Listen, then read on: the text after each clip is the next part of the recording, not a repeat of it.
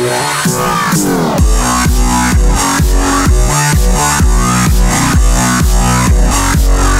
et bienvenue sur Testland France. Aujourd'hui nous allons vous présenter un SSD de la marque Plextor, donc c'est le M6S en 128 Go. Donc on va voir ce que ça donne pour ce prix là. On va ouvrir cette petite boîte. Donc à l'arrière il nous donne les caractéristiques techniques qu'on va vous détailler.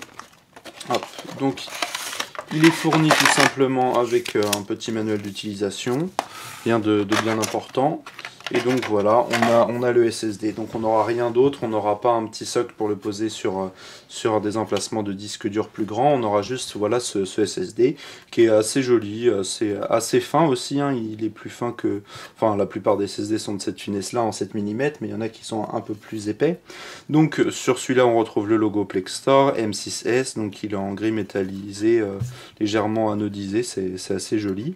Mais bon, de toute façon, un SSD, à part si c'est dans une tour avec une fenêtre, on le verra pas, hein, même si c'est dans un PC portable, on le verra pas non plus.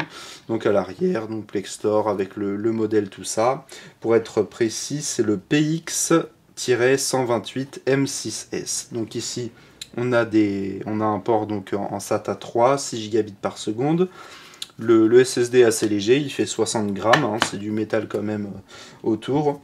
Il y a 256 mégas de cache et on va voir au niveau de la puissance au niveau lecture-écriture. Alors normalement ce qui nous est donné comme notion de caractéristiques techniques, il y a 520 mégas en lecture et mégas par seconde, hein.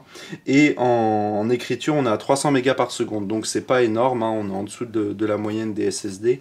Voilà.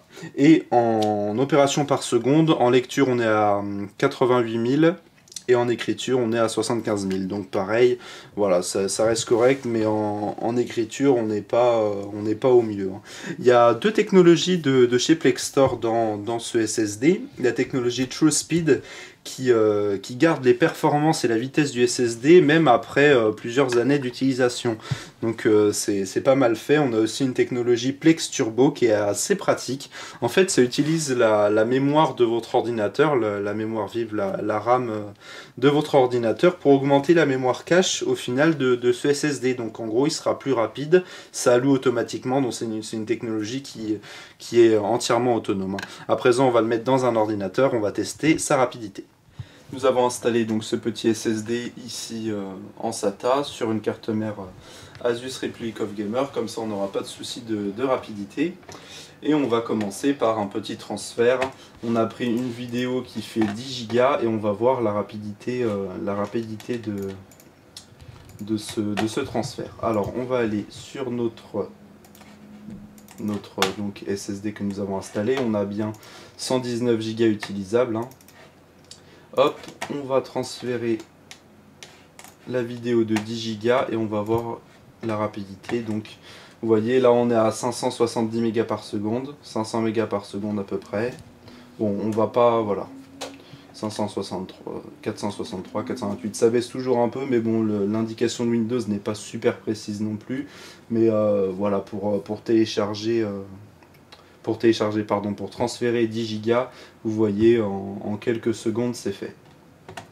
Voilà, donc ça y est, c'est transféré, c'est assez rapide. On va voir un petit peu dans ce SSD. Hop, donc notre SSD il est là. Le Plextor, donc c'est bien le PX128 M6S en 128 Go.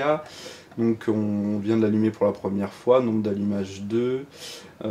Donc voilà, c'est bien du SATA en 6 Go par seconde, du SATA 3, firmware 1.01.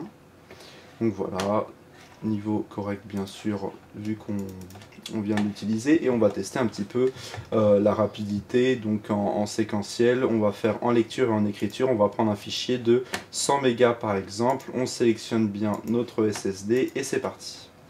Donc on va voir les résultats en lecture et en écriture concrètement pour voir ce que ça donne si on a bien nos 520 mégas en lecture et 300 mégas par seconde en écriture.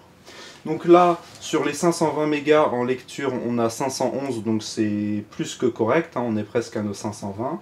En écriture, est-ce qu'on va avoir 300 mégas? On n'aura pas les 300 mégas, mais j'espère qu'on... Ah bah, on a 341, donc on peut dire que c'est quand même pas mal. Donc voilà pour ce test de rapidité, on va faire la totalité des différents tests en même temps de conclure sur ce SSD. Donc ce SSD est assez rapide, a des bonnes performances en lecture. En écriture, bon, on est un peu en dessous de la moyenne, hein, 300-350 mégas par seconde, c'est pas énorme, même si les opérations par seconde sont correctes. Donc voilà, on a des technologies aussi qui nous permettent de garder la solidité du SSD dans la durée, hein. Normalement ça va tenir plus longtemps que les autres. On a aussi la technologie Plex Turbo donc, qui utilise la RAM pour plus de cache, c'est pratique. Après, dans les points négatifs, on va dire que donc, bien sûr la performance en écriture elle est assez moyenne. On est sur un SSD qui vaut environ 80 € et c'est plus cher, voire même bien plus cher que la moyenne, même si on a une solidité de matériel après à côté. Donc ce SSD est bien, il fonctionne très bien. Le seul problème c'est qu'il est plus cher que la moyenne. Donc on vous le recommande, pas plus que ça. Merci d'avoir regardé cette vidéo et on se dit à bientôt pour de nouvelles vidéos sur Test en France.